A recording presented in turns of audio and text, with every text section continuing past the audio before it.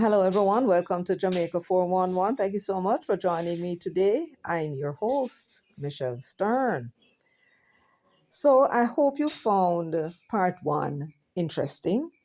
I will be giving you now part two, and this is even more interesting because at least you give some background to the Ashanti kingdom, the people, the customs, as well as the Ewe people and the Akan, and so on and so forth. That is our background.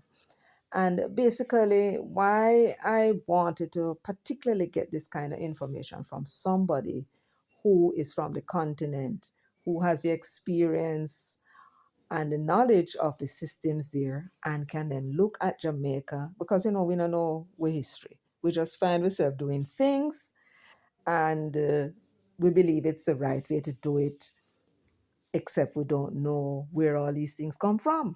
Sometimes we look at what we're doing and say, oh, grandma or grandpa used to do it. Well, it has more history than that. And what it is that Marcus Garvey said, that a people without history is like a tree without roots. And this is part of why we have so much problems, social problems in the country, because we really don't know who we are. And so whatever people tell us about who we are, we gobble it up, right? There's a reason why we are the way we are. Yes, very proud, very feisty, you know, don't take crap from nobody. And this lady is giving us the insight, right? Where it is we come from. And it is the practices, because remember, we have certain practices, things that we just find ourselves doing.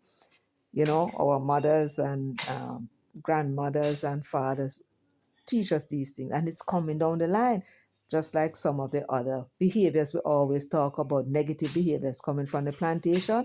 There are some things that we are doing that did not come from out of Europe, and it did not come from out of the plantation either. It came from before. So just as we talk about certain things that were happening on the plantation and so on, and this is how the people are behaving, because that now is in the culture, passed on from generation to generation, like the religion and other stuff. There are other things that's coming down from generation to generation too, and we think it's Jamaican. Not Jamaican at all. It came with us.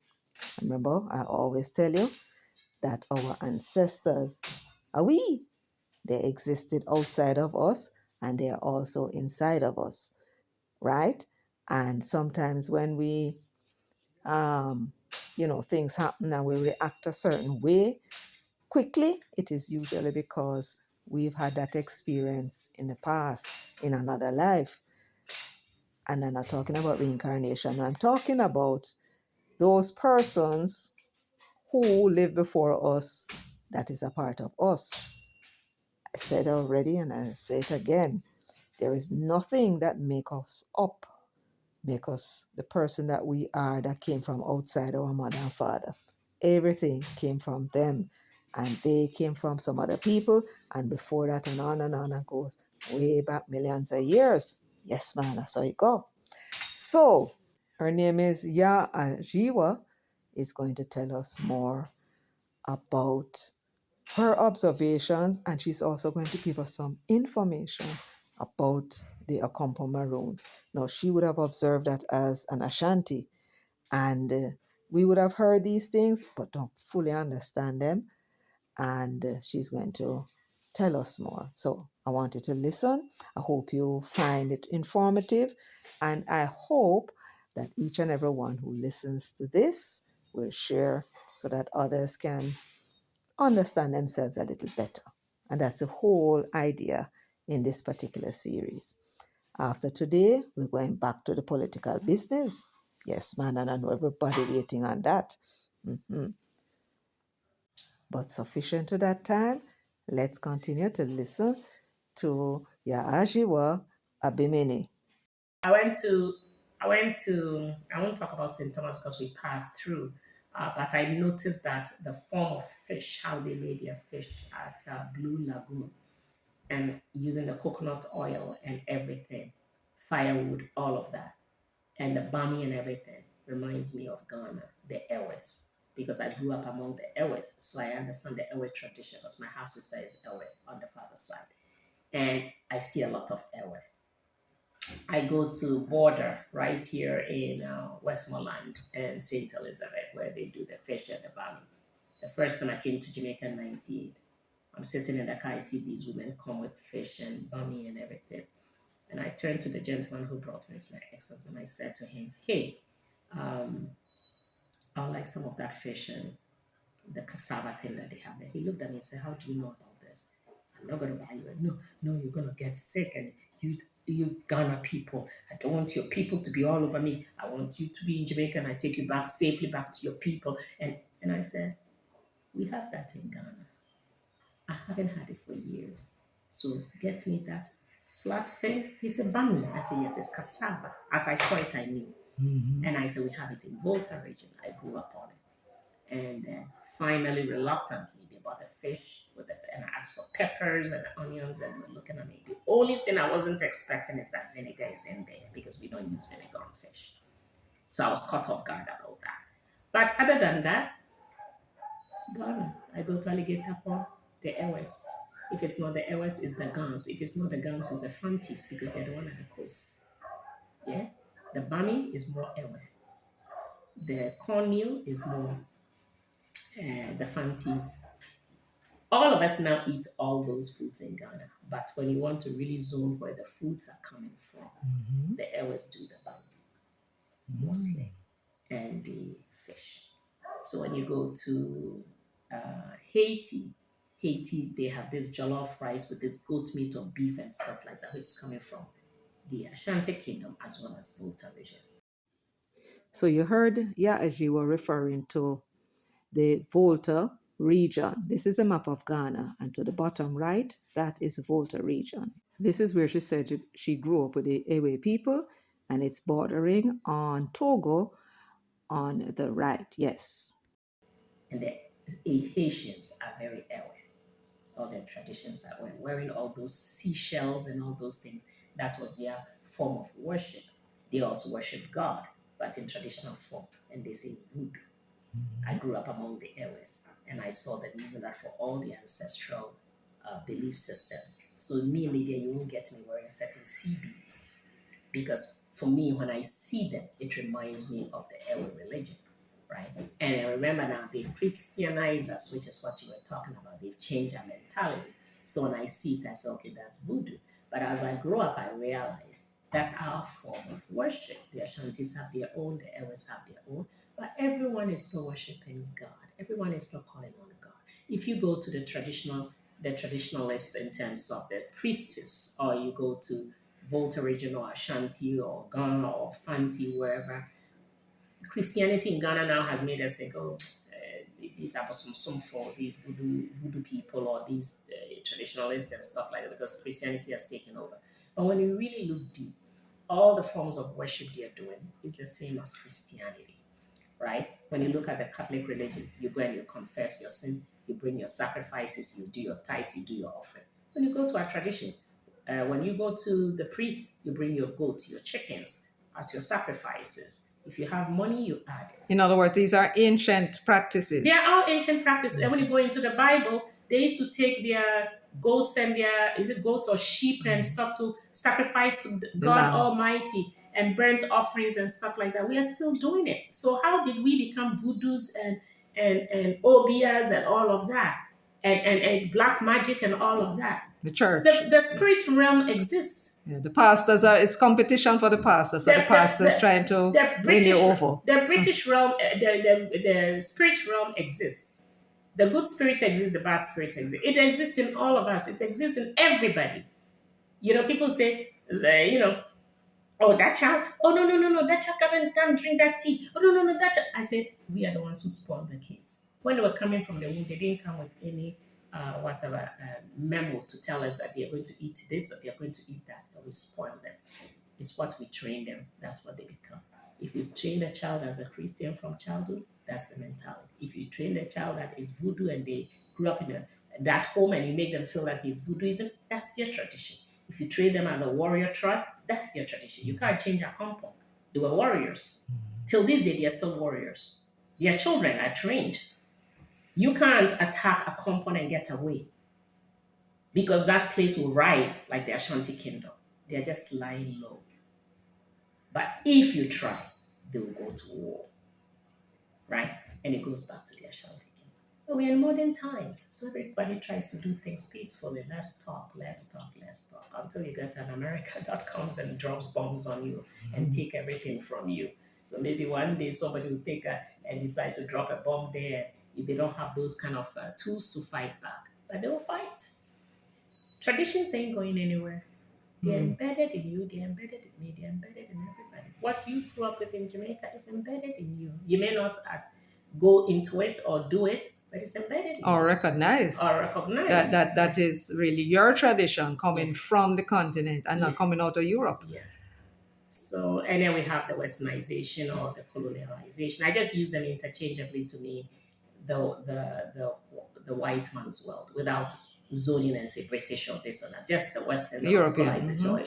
I don't even want to use that. Just colonization, because when we say Colonization, colonization, right? it All of goes them. all of them. Right now, these people are being colonized in Venezuela, right? But we are not using the term. And then we make up stories like they're terrorists, they're narcotic terrorists. Who the hell? You do stuff in the US. Does anybody come in and attack you? But you're attacking everybody in the Because they world have because power.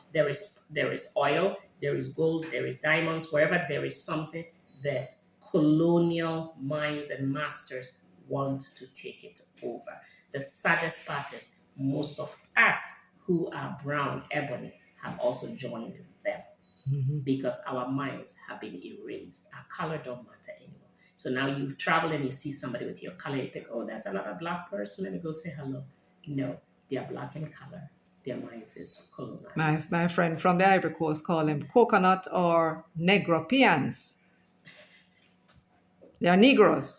In terms of the totem, the Ashanti had totems. I have no clue. I've heard the term, but I But don't know. your But I family. don't know, and I don't. Oh, because I Like how say you have like a dog or an animal as your or whatever. plants or I don't stars. remember. I've heard of it, but I don't remember seeing it or hearing it. And if we do have it, then somebody else will tell you about it. As an Ashanti, I go to Accompong and they're pouring libation, and I'm hearing all Ghana words. I thought I was going cuckoo. Years later, girlfriend came outside of the festival, 2020 January to be precise. It's my classmate from university, and she forced me and forced me and forced me. We ended up in Mango to park the car, and long story short, nobody would take us up because you can only enter by invitation. And they kept questioning, and eventually they said, "You said you run business in Santa and whatever. Do you know any Canadian, anybody on Culinary? Anybody in a company?" I said, "Oh, I know one Canadian lady." And then when I mentioned it, then they said, "Okay, call her and let her get permission for you to enter." So eventually, around 3 o'clock, we got on a taxi and they took us in. And I'm talking about my girlfriend only because I've been to Maroon Town so many times in a compound. And when we got there, she was just like, "Lydia." On the way, she said, "Lydia, this is Ghana. Lydia, this is Ghana. You know, my people are here. The Coromantins are here." I said, "Yes, I know the Coromantine warriors." And she said, "But do they even know?" I said, "I think they do." And we get there, and then because it wasn't festival time, when you come for a visit in the olden days, I think they still do it in the Ashanti Kingdom or in Ghana, in any of the Account tribes. I think they still do because I haven't been home in a long time. Sometimes they'll welcome you with, a drink. Water is usually a form of welcome. If we give you a glass of water, we give you a seat and we give you a glass of water, it's peace and you're welcome. Jamaicans, when you give them water, are looking at you like, I need a little something sweet or something bitter, like a beer or something. But water for us is to welcome you and it's peace. So when we give you water, we're welcoming you. So they'll do that over there, but they do it in the form of worship. They do it in the form of pouring libation. They know me already there because a lot of the priests, the guys who do the gentlemen, let me correct myself, who do the pouring of libation over the years, they've seen my face so many times. And because I have a unique voice, they know I'm an Ashanti. They put us through all of that. Now, I bring Agnes now, and they said she's from where, and we're like, she's from Ghana too, and then they're like, oh, our sisters are visiting us, so we have to go through tradition and we have to pour libation. My girlfriend and I look at each other, God, we are Christians, but you know what? Tradition is tradition, so we're gonna go through it. And I'm just laughing, right? Because I've gone through it so many times in Accompong. I respect my traditions, I respect my culture, yeah, but a Christian. So we went and he said, buy the a floss of Appleton rum and a bottle of water. So Agnes looks at me and said, these people are so Ghanaian, it's not even funny. I said, I know. And she said, why are you telling me anything? I said, no, you got to discover for yourself. I'm not telling you anything. You need to discover for yourself. So let's just follow. You insisted we come. So here we are. And then we walked and introduced the place and what this is and the historical significance and whatever and whatever and whatever. And finally we got to the kinder tree, the kinder grounds. And to enter the kinder grounds, they had to pour the libation to tell the ancestors that another sister has come to visit. And they did their prayers. There were three. That day, because it wasn't festival, we got all three priests there. All of the three young gentlemen were there, and all of them were helping to do the libation, including the lead priest. And You're going to tell us about that, right? They took the water, they took the alcohol, and then water means peace, life, sweetness of life. Alcohol means bitterness of life, the challenges of life. But water is more like, if you want to put it in Christian terms, like your heavens, and your rum is like your hells. That's just a term I've coined, okay? But just to give you the understanding.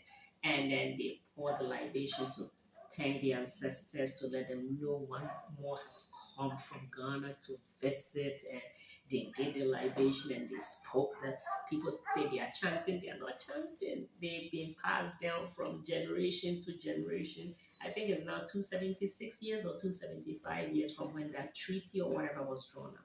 So let's look back. Is that Jamaica's years of history in terms of from slavery to where we are today, because they start at 16 something, 1655. That our history starts from. So counting The back, British, that is. yeah, but count back the years that Accompong got whatever treaties they signed, counted from that time. And they still are speaking words in Ashanti. I don't say nothing to my friend. I sold my lip. And I just had a camera taking pictures for her. I wasn't videoing. I was just taking pictures so she can have something to take. But when they started the libation, they said, turn the camera off because we're pouring libation, which is the norm in Ghana. We have to respect our ancestors and we have to respect Nyame, which is in English is God. And they worshipped and they called on God and they thank God for the land He's given us, and they thank God for being with us, and they thank the ancestors. Was that in English or in? All in Jamaica, they'll say they are just speaking gibberish, or they'll say they are chanting, but we are hearing the words. I've heard it so many times, I'm used to it, but every time they start, I do stumble. So I showed my lips. Agnes keeps looking at me. Her eyes getting bigger. I look away, and she put her head down. They finished the libation. So now the sanctification and the libation is finished. Now we can end. And back home, when they put the water, they go, they toss it out. When they put the alcohol, they go, they put it out. So they spit it out, if I should put it in modern words. They spit it out. And they spit it out. And they put some on the ground. And when the guy did and spat it out, some of the alcohol or whatever he had in it went to Agnes. Agnes later made me laugh. She made me laugh too. She said, these people are still doing things like we are back home. He realize that, he can't do that because, and I said, you said you want to come to Accompong. You knew that we were going to face tradition. So tradition is what we're facing. And she, you know what, till this day, she still talks about it, wants to come back, wants to go to Accompong. As recent as last week, she was saying she wants to come to Jamaica. I said, if you want to come during festival time, so you can go to the festival. But she's in the UK. Anyway, that is just a sidebar. So we finished everything, and when they start showing us the kinder tree where they meet for their meetings. Kinder? Everything, the kinder tree. Kinder? Kindah, I think they spell it. Oh, you can look it up. Is that a Ghana word or English? No, that's the word they call the tree. Oh. So I don't know if it's a tree name Oh. or if it's a place location name, but that's where they do all their worship. That's where they do all their war planning over the years, and there is hills all around them. You're on the top hill. You're on the top, the peak, and everywhere around them is hills. Nothing else goes to Accompong. One way leads to Accompong, one way out. Nobody can enter Accompong. They have gates. They monitor everything. You can't even stack up the hill without permission. The only time you can do it is during festival time, which is January 6th. So I think 5, 6, 7, and 8 they let people in freely, and then afterwards they go back to normality. Everything they do there in terms of, and I'm talking from my own eyes perspective, they do there reminds me a lot about the Ashanti kingdom. Our war plans, how we go to war, how we support. When you summon the Ashanti nation right now, don't fight. We don't just sit quietly. Ashanti people are very peaceful, very calm, but try and take a land. Try and move a peg, and Ashanti will go to war over that peg that you moved. We are very fair people, accepting people. So you see a lot of foreigners in Ghana living, doing their business. But when you start causing trouble, Ghana will take you on. So when you go to Ghana now, there is the issue with excuse me to say, and please, my Nigerian brothers, I love you loads, but Nigerians are targeting Ghana because Ghana, they're causing a lot of issues. So now Ghanaians are telling them to go back home and whatever. Nigeria did it to Ghana, Ghana did it to Nigeria in the 60s, and then Nigeria did it to Ghana in the 80s, and now in the 2000s, Ghana is now saying to Nigerians, we don't want you here because you're causing too much problem. But it's an accepting country, an accepting nation. The diaspora, excuse me to say, our slave ancestors and diaspora are welcome to Ghana. They introduce something where you come, you can get land, you can build, and just come back home. So there is that going on. So there is a lot of my visits, a lot of people traveling into Ghana, into West Africa, and touring and getting to see the place. Yes, people are going to East Africa and South Africa to learn and understand different parts of Africa. But if you're really talking about the slave trade and everything, it was pretty much bordered in West Africa with the latter slaves, because now the Ghanaians and the other countries have learned their lessons and we're not going to be sending their people so easily. So now they were kidnapping from other places and bringing the ships to the port and then to ship them off. So maybe you got Nigerians or Cameroons and whatever. That came later. As recent as I think in 20th century, they caught some people in Benin and brought them to the US when slave trade had ended. So they were still stealing people. But having said that, I want to go back to my background. So I talked about my paternal side. Now remember, the Ashantis or the Akans, we inherit maternally, especially the Ashanti kingdom. Our inheritance is maternal. Our inheritance is not paternal. Through the mother. Through the mother. People say we are stupid, we are fools, Africans don't know nothing, and they generalize it, and Africans. Remember, the Egyptians are Africans too. And remember, Ethiopians are Africans too. Remember, South Africa is Africa too. Kenya. We are all Africans, and we are not stupid. So let's bring it to Ghana. Let's just bring it a little bit to the Ashanti tribe, or the Ashanti, the Akan people. And within the Akan people, you have the different tribes. And then within the Ashanti, we have the clans, right? We call it clans, the 12 clans. We're not stupid to do inheritance maternally. But now, as a country or globally, everybody is going paternal because most nations go paternal. Now, why is the Ashantis maternal? Well, I think we were the only ones who was matrilineal, they call it. The others were paternal, and they are the ones that are dominating now, the paternal system. Because the paternal system is a system that is with so many nations, so many tribes, so many places. Mm-hmm. But we are maternal. We still are maternal to this day. Isn't it true that the entire Africa is maternal, but they practice it different? But they practice it different. I'm talking before white people came there. No, the Arabs. I don't want to add white people. No, the Europeans and the Arabs. No, I can edit it. I think they are paternal. Let's just focus on Yeah. the people, the Yeah, yeah. history, Mm-hmm. so we are clear Mm-hmm. because there are so many false notions going on, right? So the Western world, most nations have been paternal. That's why they give their last names to their children. I think most of Europe and whatever. But, and we can talk about the indigenous Indians in Canada and the US who were, I think they got it worse than us, but that's another topic. I don't know how they inherit or whatever. But when you come to the Ashanti Kingdom, Mm-hmm. it's maternal. Because the only person who can sit on the golden stool or any of our chieftaincy stools must be born of an Ashanti woman within the lineage, the line, the family line. Remember, the Ayokos are the stool house. Then you have another brain tube. They have so many. We have so many. I've gone blank with the names of the clans, but I'll look it up for you. Anybody who sits on the stool must be Ayoko. Spell that. Ayoko. Uh-huh. So they are the king, the lines of the kings. The lines of the kings and the queens and whatever, right? Mm-hmm. And then there is the household and then it carries on. But it must be somebody born of a woman from that lineage, not from a man of that lineage. Why? Before DNA came, Ashantis were ahead of the game. We saw you pregnant with that child. We saw you delivering that child. So we know that child is lineage. A man marries a woman. The woman goes to her family to have the kids. The man from the lineage, how can we guarantee that that child is yours and that somebody else did not sleep with a woman?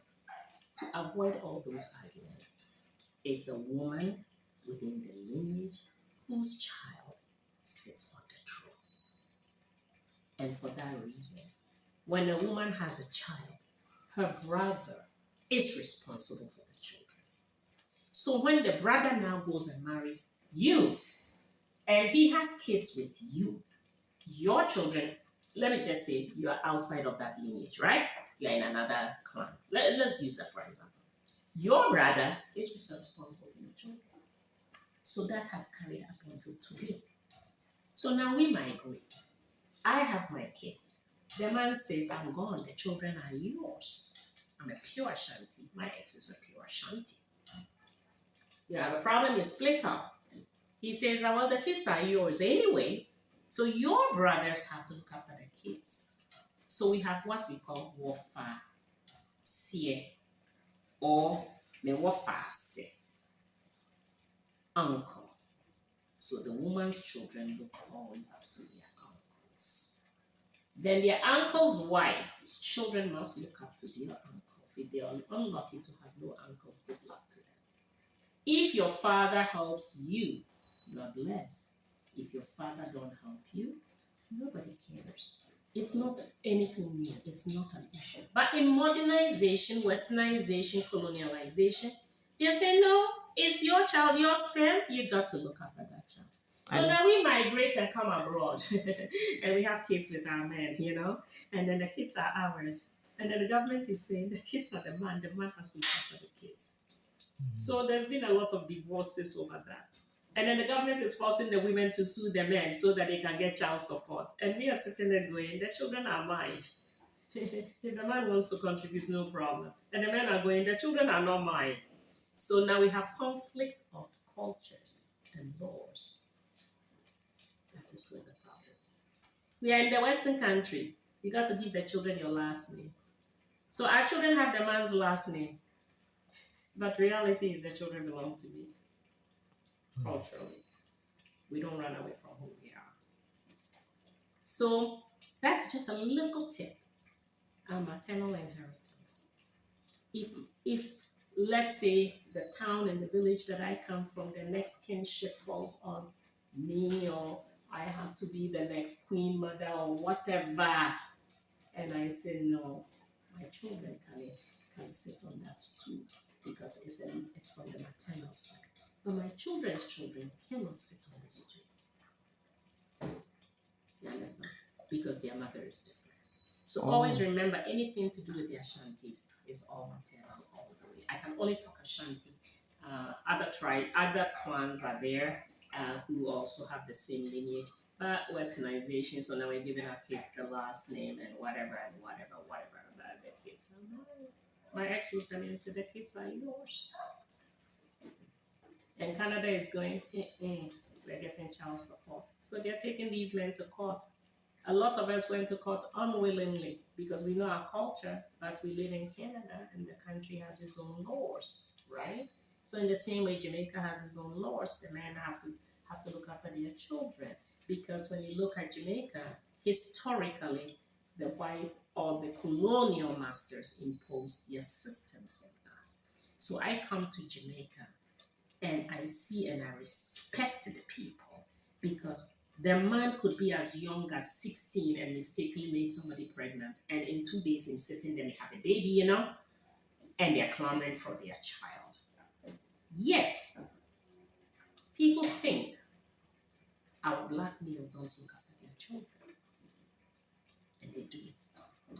But it's because of the westernization. Everybody accepts that they have a responsibility for their child. Poor, not poor, rich, not rich, whatever. I come here, I see it all around me. Oh, Miss Lydia, you know, me have a little daughter. No, Sammy, I go for my daughter. You know, me little boy. Me, I go for my little son. And you're looking at them. Okay, they don't have a job, but they're so bound to their children. It's because the paternal system was imposed on us, and we've believed, and it's become a part of us. And it's a good thing. It's not a bad thing. I don't want sending a wrong message here. Same thing when the men have the kids. They're expected to help. But when you come to the Ashanti kingdom, it's a different story.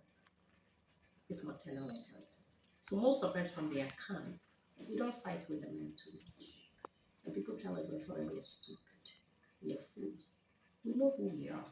But I can't run away from who I am. Yes, I'm Jamaican. My citizenship, and I comply with whatever I'm supposed to do as a Jamaican. However, my roots is Ashanti Kingdom. My roots, I was raised with it. I can't run away overnight from it. Just like anybody raised Jamaican can't overnight become a Trinity. They can live in Trinidad and get Trinidad citizenship, or live in America and get American citizenship, or live in Canada or whatever. But their roots are their roots, especially if they were born and raised in it. Or if they were born and brought back home and raised in it, and the systems imprinted on it. So people always say to me, "But Lydia, you're a Christian. You're so much also about your tradition and culture." And I always have to remind them, you are a person from a root. You can't run away from your roots. I can die here today and Jamaicans will come around to bury me, but the spirit will still be looking for its roots. It's what it is. Spirituality does exist, whether Christianity or so-called Buddhism or so-called traditionalism or whatever the white man has named it. Spirituality still exists, and we go back to the roots. Now, let me ask you. There must be a reason why they can't develop the maternal. Did it have anything to do with the fact that a lot of men were warriors and they may die, and the children then? No, that has always been tradition. Who's going to sit on the throne as the bloodline? Right. Apart from that, we don't want a total stranger to inherit. Well, apart from that, the Golden Stool, and we'll come back to that shortly because I want to know what's the importance of that. But in terms of the tradition where the children belong to the female and it's the brothers who are responsible for the children, not the father, is there something to do with war? Why did they develop that way? It must be a reason. Well, this goes back centuries again. We didn't have DNA. How do we know who is sitting on the throne? No, we're not talking about the throne. We're talking about ordinary life. But that is where it's stemming from. Oh, that's where it stemmed from. Yes. And then the your root is your kin. Yeah. Your root is the kinship. All the way down into the society. Oh, I see. So in your family, you want a total, your brother went and had kids outside, kids with his wife. How do you know those children are truly bloodline from your brother? The good thing about modern medicine is now we have DNA. So But basically, before that time, there was no DNA. But they were wise enough to say, we don't want a stranger to be a leader in our home. I get you. It has to be blood. I get you. I We get don't you. want water to cut through blood. So if you have a tradition in your family, that tradition is about the bloodline. You want to For Ashantis, everything is the bloodline. you want to ensure that is the bloodline that is inheriting whatever it is. And Or taking over leadership. that's right. In the family. First, right. Because you Remember, have family elders. We all go back to the Ashantis too. I could be westernized, I could be born in anywhere and whatever. Everything goes back to our roots. And our roots say everything is bloodline. So tell us now about the stool. What is the golden stool or the Oh, the golden stool. You see, the good thing about modernization and technology, thank God, there's a lot of information we can get now. It's not like before 40 years ago, I have to just give you the word of mouth. Thank God people are beginning to put the history online. So we can get a lot of history, we can get a lot about the celebrations and all those things that you can get online, the funeral systems, everything you can get online, right?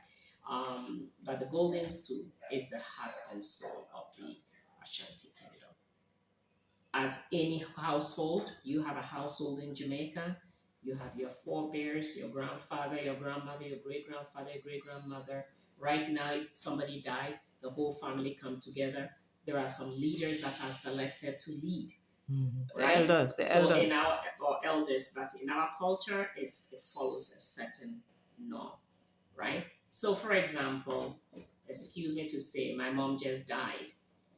Traditionally, all the elders have to sit down, and the children have to sit down with the elders to determine funeral arrangements. But culturally, it's the children who bury. But elders must be made aware. Everything you're going to do is going to start the Abusuya penning, the elders of Santa Cruz family, Coke family, the elders of the Coke family of Santa Cruz, along with the children, the grandchildren, the whatever, and that's how they'll do the posters or put the announcement up. Everything starts with the elders. I cannot stand up and bypass the elders. The minute my mom drops, I get the message. I have to pass it on to the family. They need to report to the elders, and the elders will gather and decide. But when we are abroad, they say, well, the body is abroad, so we're looking to the children to tell us what to do. But technically, the body is in Ghana. It's the elders who come together with the children. The financial part will be the children because it's children who bury their mother, right? But I can't bypass the elders. They're there. I've been abroad forever. I could just get up, go to the UK and do whatever, but I can't do it. Everything goes back to the ancestry. Technically, she has to be buried with her ancestors. Technically, she has to be buried beside her mother. And it continues. I have to be buried beside my mother. My children have to be buried beside me. But now westernization and travel and whatever. So some of us are forced to do it abroad. And if you have more children abroad and their children are close and their grandchildren, everybody is abroad. So we start to create our own ancestral things abroad. So now if you lay your mother down or your father down, then you're going to lay the next people because now you live in Jamaica or now you live in the UK. But we still follow traditions with a bit of foreign changes. But traditions are traditions. It won't go anywhere unless we choose to give it up. But I don't know who is giving it up because even my kids and me, born abroad, we still know who we are. We still understand traditions. Maybe my children's time, they're more westernized, but they do attend all Ghanaian functions. So they know, you know. Now, what's the history of the golden stool? The history of the golden stool, Ashanti Kingdom has a lot of gold. As you know, Ghana has a lot of gold. We have gold. Gold everywhere. And so when we install a king, you have to sit on a stool. Our stools are uniquely carved out of wood. But for our main king, gold is everywhere. So we built the stool for him. But the true history about the golden stool, according to the Ashanti folklore laws and history. Confanoche, one of the priests, commanded the golden stool from the sky, and it came down, and he said that the king has to sit on this. So it is a spiritual stool that came down from Confanoche. How do you spell that? Confanoche, K-O-M. Confo is priest, and then Anoche is A-N-O-K-Y-E. Confanoche was one of the priests in the olden days, and he was very powerful spiritually, and he commanded the golden stool from the sky for the king to sit on it. And that stool covers the Ashanti spirit and the Ashanti nation. So we don't joke with our stool. When you go to Kumasi, it's put up. Confanoche, bring it down. But if you want to put it in modern times, well, it's built from all the gold from Ghana, but it's really commanded from the sky. So it is the golden stool. That's what the spirit of the Ashanti is in that stool. And you can fight the Ashantis all you want. They are not giving you their land. Yes, the British came late 1800s into the 1900s, and were imposing taxes on the people on their own land because the war, they took our king and we submitted a little bit. And then Nana Ya Asantua, princess or queen mother, I believe she's a queen mother, got up and said, Meaning that where she was are a... all the men in the nation, in the Akan nation? Where are all our men? Where are all our warriors? Everybody meet me in the king house. We are going to war against these white people.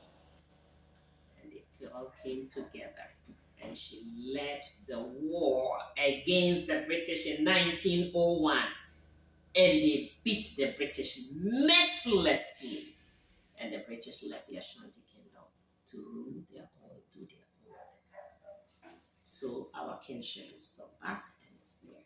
And she fought, and she said, you bring us back our king, and you bring us back our king. So they had kidnapped the king. They had kidnapped the king and stole the golden stool, which he says is the spirit of the Ashanti. Why did they do that? Because of the Ashanti traditions. As many as there were outnumbering the British, if you capture the king and the stool, they expected the Ashanti to be broken, to surrender, to, submit to them. Well, this lady called Ya Ashantiwa would have had none of it. She was a queen mother, but apparently not the mother of the king. So she would have had none of it. And she called the men to war, and they duly obliged. They met at the king's house. They planned how they're going to deal with the British. And what Ya Ajiwa is saying here is that the British were beaten. So they decided just to leave the Ashanti men and go on to them things. They still dropped the map called Ghana of the area and claim that them rule. But that was in theory only. Mind you, they control the cities and the coast. And apparently the Ashanti and the other tribes allow them to do so. And of course, they would have had their collaborators. In everything, you have traitors. Those who are weak, and the British give them the guns, make them powerful, or those who are strong, and the British give them the guns and make them even more powerful. So that's it. So we would like to thank Ya Ajiwa Obinim for her interview. She was very reluctant. She said she never gave one like this before, and many have asked her. But we are Jamaica 411, and we were able to convince her to give us this. So, what has she been saying? She arrived in Jamaica, and what she saw is Ghana everywhere. If it's not the Ashanti, she saw the Awe people. The Awe people are one of the tribes that are in the eastern section of Ghana and the western section of Togo. The British and the French divide up the continent and split the people in two. You would think that after 60 years, they would come to some agreement where they would just reunite the peoples, but they have not done so. I have a little idea about that, and I'll be doing something on that, perhaps on my next channel. So that's what happened. So those are the Ewe people. She spoke about the Gans and she spoke about the Fanti. The Fantis were on the coast. Now she told me something that did not come out in this interview. She told me about when she arrived in Jamaica and persons realized that she was from Ghana. It seemed as if they became a little hostile, and she described it as fearful. Remember I tell you about DNA? Everything in your past is encoded in your DNA and it's sure. Why is it that I have never heard that about the Nigerians or anybody else from the continent? Why is it that when people heard that she was from Ghana, there is this kind of fear as if them think she's going to do them something? Because if you read history, when the kidnappings were going on back in the day, when the British were running them slave plantations, there was a lot of uncertainty, a lot of fear. People couldn't sleep when night come because they don't know if their village would be attacked next. So there was this constant fear of the people. Can't go here, they can't go there, and so on. And it seems to me when I heard she said it, I said, my goodness, see, me telling me people let me know about this DNA business and your ancestors is you and you are your ancestors. Or should I say, your ancestors are you and you are your ancestors. The DNA, it is the memory. Once I heard Ghana, I don't think she identified herself as Ashanti. Immediately, that fear that was back then, some 200, 400 years ago, is back again. And so she faced a lot of, well, I shouldn't say a lot of, she faced some resistance. And people were a little fearful, some were a little hostile towards her. But there were others who were very welcoming. And I'm thinking to myself that the practices that you have, the way you cook your fish, she said the only thing that surprised her was vinegar. They don't put vinegar on fish. So that will be something that we'll learn over here. So your practices the thing that you practice, that is coming generation back, that is a group of people you belong to. You're following me? So there are some of us, we don't know who we are. We kind of, like we're out in the deep blue sea, just butter, butter, butter, butter. Yes, so she just gave us some insight as to who we are, right? We are not British. We are not Irish. We're not Indian. We're not Chinese. And you could talk about that all you want. Africa you come from, or in an event, the continent them call Africa. And as she said, you cannot hide from who you are. And you know why? Because everything that you are is in what you do and what you pass on to your children. So what I'm saying? Yes. So I hope you found this very interesting. I hope you've learned something, because the whole idea about Jamaica 411 is to bring you something that you may not have known before. And I hope this has brought some information to you and some clarity, some understanding of the reason why you do the things you do, and your mother before, and so on. And I hope you see and understand why it is that the Ashantis are matrilineal. Inheritance passes through the mother. Did you get that one? Isn't that interesting? Yes. Anyway, I'm going to thank you all for joining me today. I do appreciate it. Please remember to share and to give the video a thumbs up, as well as leave your comments in the comments section. Until next time, take very good care of yourselves and walk good.